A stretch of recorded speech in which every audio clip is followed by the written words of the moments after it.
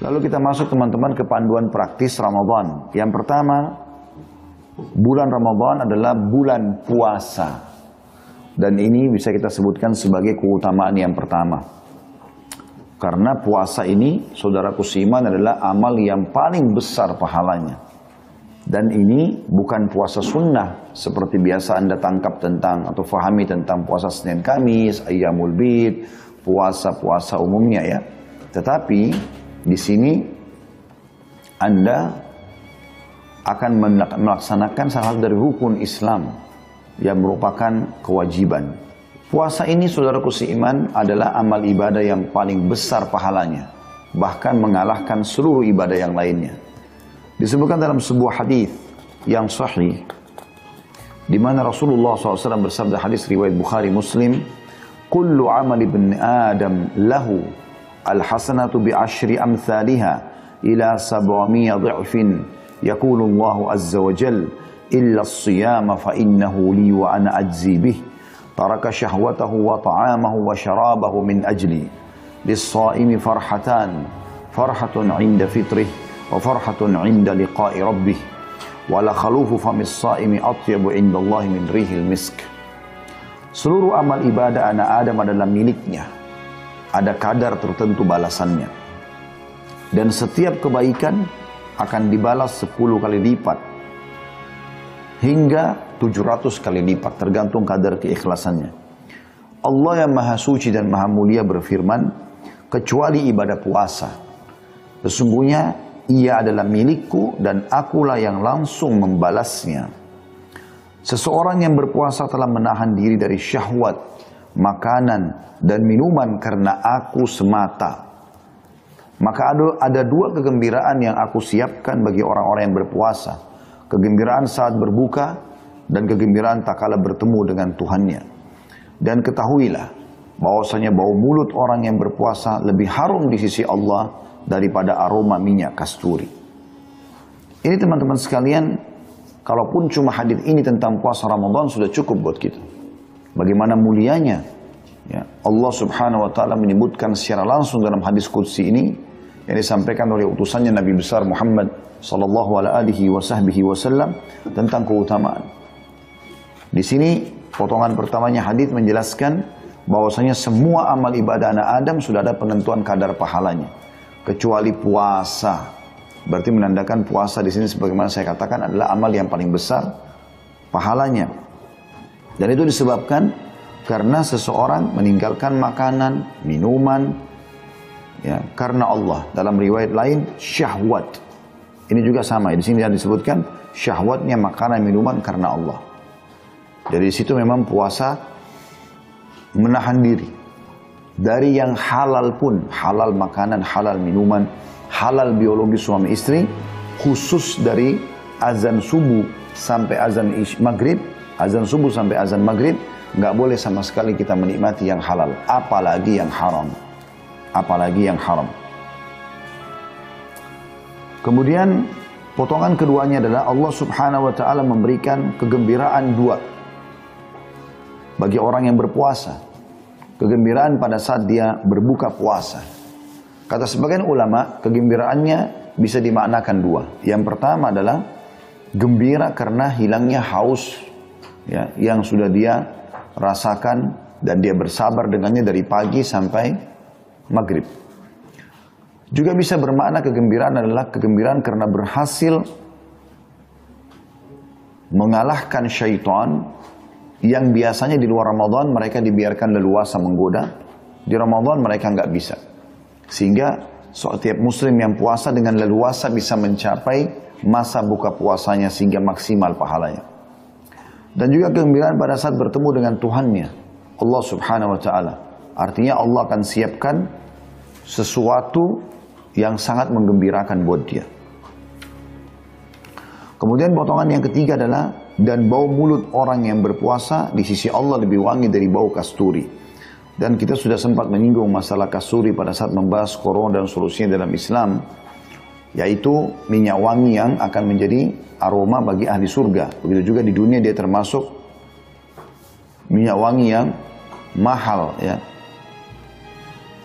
Dan Allah subhanahu wa ta'ala menjelaskan di sini tahu, sangat mengetahui sebagai pencipta, kalau orang puasa mungkin akan ada bau mulutnya karena beberapa jam tidak minum, tidak makan, ya. Tapi bau mulut itu di sisi Allah Subhanahu wa taala justru Allah akan gantikan dengan bau yang lebih wangi dari bau kasturi. Kemudian hadis yang selanjutnya,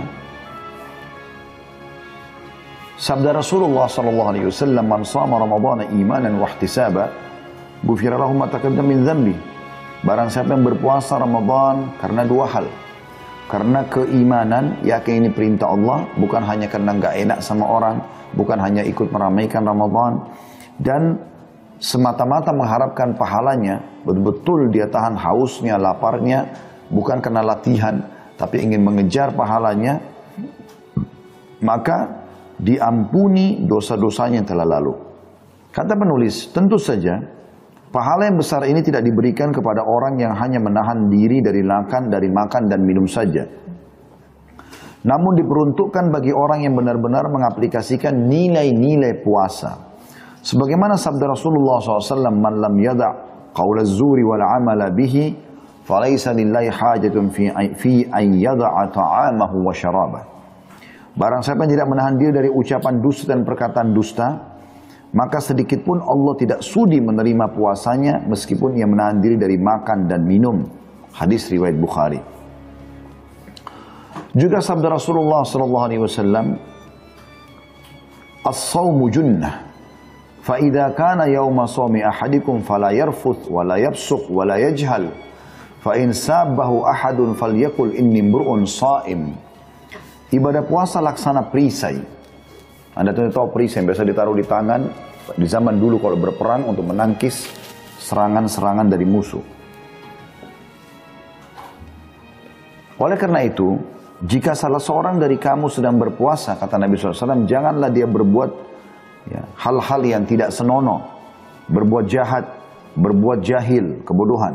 Jika ada yang memakinya atau mengajaknya bertengkar, hendaklah ia mengatakan, saya sedang berpuasa. Hadis riwayat Bukhari Muslim. Maksudnya, jadi puasa ini akan kita dapatkan maksimal pahalanya justru kalau kita juga mengontrol diri dari segala macam kesalahan-kesalahan. Di antaranya tadi ini ya. Jadi rafas itu mengucapkan kalimat-kalimat syahwat, sayang, rindu, cinta kepada orang-orang yang bukan halal bagi dia. Kemudian fusuk, melakukan perbuatan-perbuatan kejahatan dan juga jahal, kebodohan. Ya, kebodohan. Maka kata beliau, wahai hamba Allah, jika anda telah berpuasa maka puasakanlah juga pendengaran, penglihatan, lisan dan seluruh anggota badan anda. Janganlah samakan antara hari berpuasa anda dengan hari-hari lainnya. Yang kedua, masalah sholat tarawih, hal yang ditekankan setelah puasa. Dalam sebuah hadis yang sahih riwayat Bukhari Muslim, kata Rasulullah sallallahu alaihi wasallam, man qama ramadhana imanan wa ihtisaban ghufira lahu ma taqaddama min dhanbi. Barang siapa menunaikan qiyamul lail pada bulan Ramadan karena keimanan dan mengharapkan pahala, niscaya akan diampuni dosa-dosanya yang lalu. Mirip tadi, tentu syaratnya adalah berpuasa karena keimanan dan mengharapkan pahalanya. Yakin ini perintah Allah dan mengharapkan pahalanya. Begitu juga dengan sholat tarawihnya. Yang insya Allah kalau besok atau nanti malam maghrib sudah ditentukan oleh pemerintah, besok puasa kita akan mulai nanti malam tentunya ya. Dan tarawih pada hakikatnya adalah sholat tahajud sebenarnya. Cuma khusus Ramadan dia dimajukan untuk memudahkan agar umat Islam ini, terutama bagi yang belum terbiasa untuk puasa, untuk sholat tahajud, maka mereka bisa mengerjakannya di awal waktu atau selepas ba'diyah isya. Kata penulis, mengerjakan sholat malam adalah kebiasaan Rasulullah SAW dan para sahabat beliau ridwanullahi alaihim, sehingga Aisyah radhiyallahu anha berkata, janganlah kalian tinggalkan sholat malam, sebab Rasulullah SAW tidak pernah meninggalkannya. Kendati pun sakit atau sedang lesu, beliau tetap mengerjakannya dengan duduk. Umar bin Khattab berkata radhiyallahu anhu, atau Umar bin Khattab biasa mengerjakan sholat malam. Bila tiba pertengahan malam, maka beliau segera membangunkan keluarganya untuk sholat. Beliau berseru, "Salat, salat." Seraya membaca firman Allah dalam surah Thaha ayat 132, "A'udzu billahi minasyaitonir rajim, wa'mur ahlaka bis-shalati wastabir 'alaiha. La nas'aluka rizqa, nahnu narzuquk wal aqibatu littaqwa." Dan suruhlah keluargamu mendirikan salat dan bersabarlah kamu dalam mengerjakannya. Kami tidak meminta rezeki kepadamu, kamilah yang memberi rezeki kepadamu, dan akibat yang baik adalah untuk orang-orang yang bertakwa.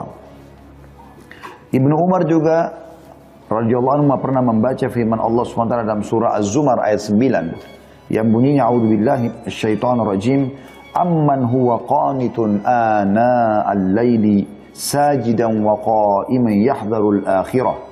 Amman huwa qanitun ana al-laili sajidan wa qa'iman yahdharul akhirata wa yarju rahmat rabbih." Apakah kamu wahai orang-orang musyrik yang lebih beruntung, ataukah orang-orang yang beribadah di waktu-waktu malam dengan sujud dan berdiri, sedang ia takut kepada azab akhirat dan mengharapkan rahmat Rabb-Nya? Beliau berkata, orang yang dimaksud dalam ayat ini adalah Utsman bin Affan radhiyallahu anhu. Ibnu Abi Hatim berkata, Ibnu Umar radhiyallahu anhu mengatakan hal ini karena banyaknya sholat malam dan tilawah yang dilakukan oleh Amir Mukminin Utsman bin Affan radhiyallahu anhu. Hingga terkadang beliau membaca seluruh Al-Quran dalam satu rakaat. Alqamah bin Qais menceritakan, pada suatu ketika aku bermalam bersama Abdullah bin Mas'ud radhiyallahu anhu. Ia bangun untuk sholat pada awal malam. Beliau membaca surah seperti bacaan imam di masjid. Beliau baca dengan tartil, tanpa terburu-buru, hingga dapat didengar oleh orang yang berada di dekatnya. Beliau terus sholat hingga menjelang terbit fajar. Antara selesai sholat malam dengan terbit fajar, jaraknya kira-kira antara azan maghrib hingga selesai sholat maghrib. Setelah itu beliau mengerjakan sholat witir. Di dalam riwayat As-Sa'ib ibn Zaid disebutkan bahwa ia berkata, pada saat itu imam membaca beratus-ratus ayat, sehingga kami bersandar dengan tongkat karena lamanya berdiri. Ia berkata, kami baru selesai saat menjelang fajar. Maka kata penulis ini, catatan wahai saudaraku, sebaiknya engkau menyempurnakan sholat tarawih bersama imam, agar engkau termasuk orang-orang yang menghidupkan Ramadan dengan sholat malam. Rasulullah SAW bersabda, "Man qama ma imamihi hatta yansarifa kutiba lahu qiyamul lailah." Barang siapa yang sholat tarawih bersama imam hingga selesai, maka akan dituliskan baginya pahala sholat semalam suntuk. Hadis riwayat Abu Dawud, Tirmidzi, An-Nasai, dan Ibnu Majah. Di sini tentu teman-teman, di saat-saat seperti pandemik sekarang, Anda sholat berjamaah di rumah. Ya, usahakan berjamaah dan tidak sholat sendiri, kecuali memang Anda masih bujang sendirian, ya, Anda masih gadis, tidak ada yang bisa diajak untuk sholat berjamaah, mungkin ya. Tapi kalau ada orang di rumah bisa diajak, maka itu sangat baik untuk berjamaah. Jadi berjamaah sampai bubar, insya Allah dia akan dapat pahala. Tentu hadis ini berlaku keutamaan yang paling ditekankan adalah di masjid. Tetapi kita tentu tidak bisa langsung ya masuk ke masjid di zaman sekarang, di saat-saat ini. Allahu alam, kita tidak tahu ke depannya seperti apa di Ramadan ini ya, tapi kemungkinan besar selama Ramadan itu kita tidak bisa mengerjakan sholat di masjid. Maka kita ambil hukumnya adalah berjamaah di rumah. Yang ketiga yang sangat ditekankan di bulan Ramadan adalah bersedekah, saudaraku. Sedekah bisa masuk umumnya sedekah secara umum ataupun zakat. Sebelum saya baca, saya ingin menitik beratkan dulu sebuah penjelasan penting. Anda harus bedakan perbedaan umumnya antara sedekah dengan zakat. Ya, walaupun kalau kita itlakkan istilah sedekah secara umum, maka zakat masuk di dalamnya. Tetapi kalau zakat kan dia merupakan kewajiban, sementara sedekah hukumnya sunnah. Ya. Cuma di sini ada hal yang harus diperhatikan. Zakat itu teman-teman adalah sebuah kewajiban, rukun Islam sebagaimana kita bahas tentang puasa sebagai rukun Islam. Dan zakat ini syaratnya bagi yang mampu. Kalau terpenuhi dua hal. Bagi teman-teman yang belum niat untuk zakat, saya sarankan setelah ikut acara kita ini coba berzakat. Ada dua syarat yang Anda harus penuhi. Yang pertama adalah haul, masa setahun. Coba niatkan dari siang ini, di waktu ini, di tempat Anda masing-masing, niatkan Ramadan tahun lalu adalah awal haul Anda. Haul adalah perhitungan harta kita selama setahun. Jadi besok insya Allah kalau masuk Ramadan, Anda sudah masuk dalam haul Anda. Berarti syarat pertama zakat sudah terpenuhi. Syarat yang kedua adalah nisab, kadar minimal harta yang disimpan dan investasikan, yaitu 85 gram emas. Berapa emas hari ini? Kita kali 85 gram emas. Kalau nilai harta Anda sebesar itu, ya selain harta yang Anda pakai ya, seperti rumah, mobil, tas, sepatu, ini kalau Anda pakai maka tidak ada zakatnya. Tapi Anda tidak pakai, investasikan dan simpanan, Anda beli tanah, beli sesuatu yang Anda investasikan, rumah, apartemen, niatnya investasi, disewakan segala macam, itu ada zakatnya tentunya. Kalau mencapai nilai 85 gram emas, maka secara otomatis Anda keluarkan 2,5%. Dan fungsinya adalah mensucikan harta. Ini fungsi. Di garis bawah kalimat saya, fungsinya. Karena ini fungsinya mensucikan harta. Jadi kalau dalam 1 tahun itu, ada sumber pendapatan yang Anda tidak sadari ternyata haram. Misal, kayak saya punya restoran, saya tidak tahu konsumen yang belanja ini uangnya semua halal atau tidak. Maka saya tidak mungkin tanya setiap orang yang belanja di kasir, uangmu halal atau tidak, kan sulit. Bagaimana cara mensucikan? Mungkin itu dari uang riba, mungkin dari uang manipulasi, kita nggak tahu. Maka di sinilah fungsi zakat. Dan nilai persentase 2,5% sangat kecil. Ya, kalau mau dilihat dari pendapatan 1 tahun, kita tidak tahu mana yang halal dan mana yang haram, gitu kan. Sementara sedekah, hukumnya sunnah, bukan seperti zakat wajib bagi yang mampu, tapi anjurannya, dia tidak ada haul, dia setiap hari. Diambil daripada hadis Bukhari, yang kata Nabi SAW, ya, setiap pagi Allah turunkan 2 malaikat. Yang satu mendoakan, mengatakan lapangkan rezeki orang yang bersedekah. Dan yang satu mengatakan binasakan orang yang bakhil atau tidak mau bersedekah. Dan ini juga tidak ada nisab, tidak ada kadar minimal. Harta 85 gram emas baru kita sedekah seperti zakat. Tidak. Jadi walaupun cuma sepotong roti Anda bagi 2 pun, itu sudah namanya sedekah. Gitu kan. Maka ini berbeda. Dan ini fungsinya untuk memperbanyak harta. Makanya Nabi SAW bersabda dalam hadis Qudsi, Allah berfirman, hadis riwayat Imam Bukhari, ya bena Adam, anfik alaik, wahai anak Adam, berinfak untukku atau di jalanku, aku berinfak di jalanku, aku akan berinfak untukmu. Ya, aku akan berikan kamu rezeki, seperti itulah. Jadi harus dibedakan teman-teman, karena saya jelaskan ini, pernah ada atau sering terjadi kasus, ada orang kaya, dia punya zakat besar, sampai 10 miliar mungkin, bahkan mungkin ada yang lebih banyak daripada itu. Mereka punya perusahaan-perusahaan besar, saham-saham besar misalnya. Nah yang terjadi adalah, karena zakatnya besar, misalnya 10 miliar atau lebih, 1 miliar atau lebih, 100 juta pun dianggap besar, gitu kan, zakatnya misalnya.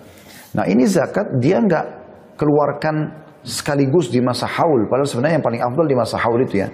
Jadi kayak misalnya Ramadan, ya udah Ramadan itu Anda habiskan. Di Ramadan itu Anda habiskan di situ ya. Jadi kayak Ramadan ini tidak boleh lagi ada zakat dibiarkan, kecuali Anda kasih ke lembaga, lembaga itu mengatur pengeluarannya, Anda dapat pahala karena sudah keluarkan di Ramadannya. Tapi mereka bisa mengeluarkan bertahap tergantung daripada orang-orang yang mustahik yang akan menerimanya. Tapi Anda sendiri dianjurkan keluarkan di masa itu, gitu kan? Di masa haulnya itu lebih afdal, ini kan? Nah sementara sedekah bisa kita lakukan kapan saja, gitu kan? Kita kapan saja. Begitu juga dengan nisabnya tadi ya, kadar minimalnya. Dia tidak harus jumlahnya 85 baru dikeluarkan. Juga yang perlu digarisbawahi fungsi daripada keduanya sebagaimana saya titik beratkan tadi. Nah di bulan Ramadan adalah bulan yang terbaik untuk bersedekah, termasuk juga mengeluarkan zakat. Kata penulis, Rasulullah SAW adalah orang yang sangat dermawan, dan kedermawanan beliau semakin